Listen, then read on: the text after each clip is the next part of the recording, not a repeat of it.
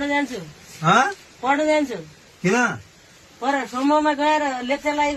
लाइने बनाइदिए लेख भने म जानेन लेप्चा लाएँ सिग्नेचर गर्नुपर्यो भने सिग्नेचर गर्नु पऱ्यो बनाइदिए म आफ्नो नाम लेख्नु भने उही बेला पढ भने माने नि स्कुलमा पहिला पढ्यो नि माइत त्यहाँ पढ पढाउँछ त्यहाँ पढ्ने मान्थे कि माइत पढ्ने बेला पनि गोठालीमै अहिले अहिले पनि अब यहाँ पर यहाँ कामै भन्नु लाग्यो यहाँ पढ्न पाएन अब के गर्नुपर्ने हो त अब पढ्न जानुपर्ने हो अरू के नै ल्याउ कहीँ खाबी हो कि म पढ्न जान्छु ल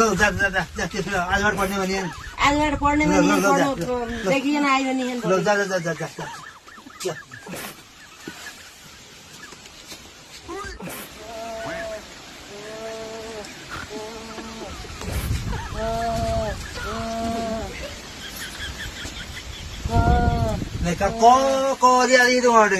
यही क मात्रै पढेको नि आज पढ्ने तर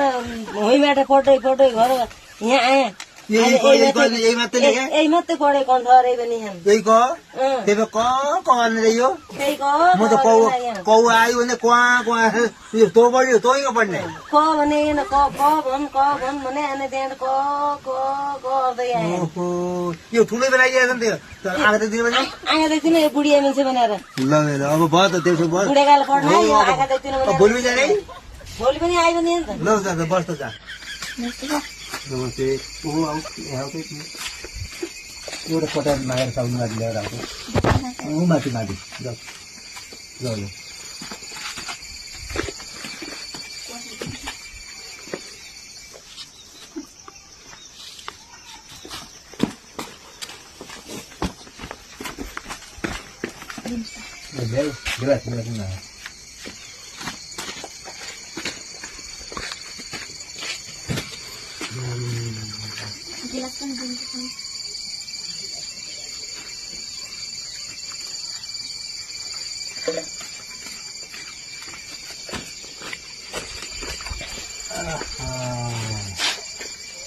ल तिमी अब पढ्न जाने तल होइन ल तिमीहरू आफ्नो म अहिले आउँछु पढाउन है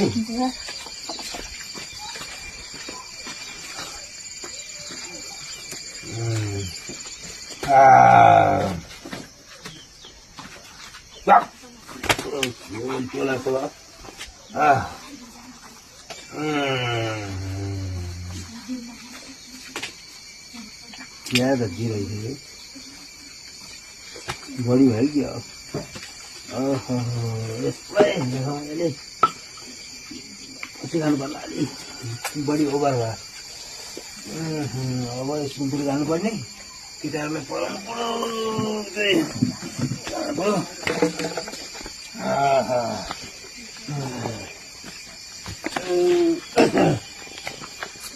बाटी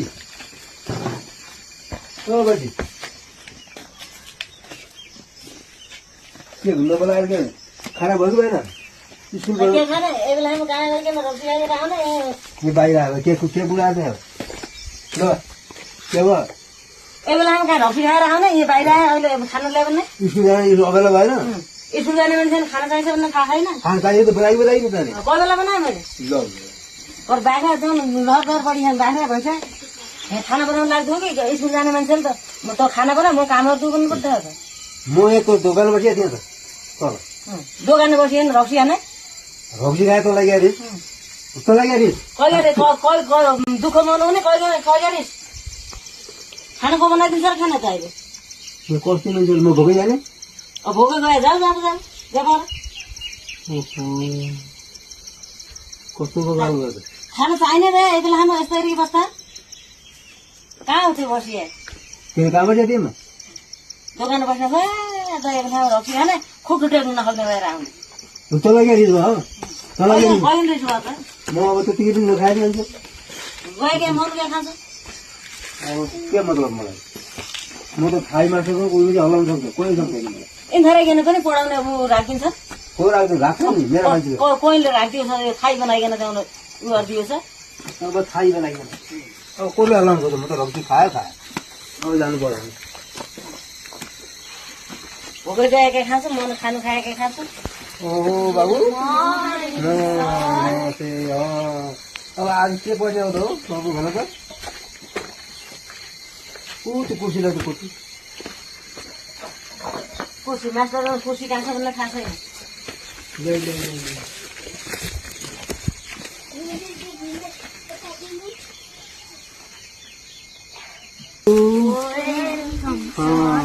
के छ त बाबु खबर आज के पढ्ने हो स्वास्थ्य स्वास्थ्य हो ए स्वास्थ्य किताब तिमीहरूले ल्याएको केही ल्याएको छैन पढाउने मात्रै हो म स्वास्थ्यको बारेमा केही भन्छु है तिमीहरूलाई हो हामी स्वास्थ्य भनेपछि के हो स्वास्थ्य हाम्रो स्वास्थ्य स्वस्थ हुनुपर्छ निरोगी हुनुपर्छ होइन रोग लाग्नु हुँदैन बुझ्यौ हामीले चुरोट खानु हुँदैन रक्सी खानु हुँदैन हामीले बुझ्यौ त्यस कारणले हामी रोग लाग्यो कुनै बासी खाना खानु हुँदैन हिँड भनेको खाना खानु हुँदैन हामीलाई असर गर्छ हामीलाई रोग लाग्छ त्यस कारणले हामी स्वस्थ रहनलाई हाम्रो खाना खाने चुरोट नखाने रक्सी नखाने कुरो बुझ्यौ अब तिमीहरू त्यसो है हेर रक्सीले के गर्छ भनेपछि मुटु रोग यसमा श्वास प्रश्वासमा समस्या आउँछ चुरोटले होइन फोक्सोमा आउँछ धुवा आउँछ चुरोटले होइन रक्सीले पनि फोक्सोलाई असर गर्छ त्यस कारणले मान्छे पुरा आयु हुँदैन बुझ्यौ पुरा बाँच्नलाई चाहिँ के गर्नु पर्यो स्वस्थ हुनु पर्यो राम्रो खाना खानु पर्यो रक्सी खानु भएन चुरोट खानु भएन बुझ्यौ त्यस कारणले सर म हजुरलाई एउटा क्वेसन सोध्छु हो सोध बाबु सोध के लागेको मनमा हजुरले ल उठेर रक्सी खानु नभने हजुरले अस्ति रक्सी किन खानु त मैले 10 बजेपछि पहिला खाएको हुँ त बाबु उसो पनि हामीले पनि 10 बजेभन्दा पहिला खानु मिल्ला ओहो हेट तिमीले सही कुरा गरे हो ल म अब चाहिँ म रक्सी खान्न ल तिमीहरू पनि नखाने है 10 बजे न पछि जहिले पनि नखाने ल आइन तिमीले सही प्रश्न गर्यौ अब हामीले रक्सी चुरोट कुनै किसिमको नखाने होइन मैले गल्ती गरेँ तिमीले मगाएँ है हो खाएको मैले त्यो गल्ती गरेँ आइनलाई म आजबाट खाँदैन बुझ्यौ तिमीहरू पनि नखाने अब है जसरी म बस्छु त्यसरी तिमीहरू पनि नखाने हो कि न हो ल आजबाट तिमीहरू रक्सी विद्यार्थी पनि नखाने अनि टिचरले पनि नखाने हो त्यस कारणले अब हामीले स्वस्थ रहनलाई के गर्छ ताजा खाना खाने होइन फोहोरमा नभने फोहोरी खाना नखाने त्यो त बुझ्यौ स्वास्थ्यको लागि हामीले के गर्नु पर्यो होइन त्यो त बुझ्यौ तिमीहरूले हामीले नोङ काट्नु पर्यो होइन अनि के गर्दाखेरि दिशाबाट टोइलेट आएपछि किन साबुन पानीले हात धुनुपर्छ बुझ्यौ हो त्यसरीकन त्यसै खाना खाइसकेपछि हात धुने खाना खाइसकेपछि हात धुने होइन अनि विद्यार्थी टिचरले भनेको मान्ने बुझ्यौ ल है त आजबाट चुरोट बेनी रक्सी हामीले पनि कसैले नखाने है त तिमीले ठिक प्रश्न गर्यौ बाबु तिमीलाई धन्यवाद ल आजबाट म पनि खाँदैन ल है ल बाबु भोलि आउनु है ल ठिक छ ल धन्यवाद तपाईँहरूलाई ल विद्यार्थीहरू हाम्रै गरिदिनुहोस् यति हो अब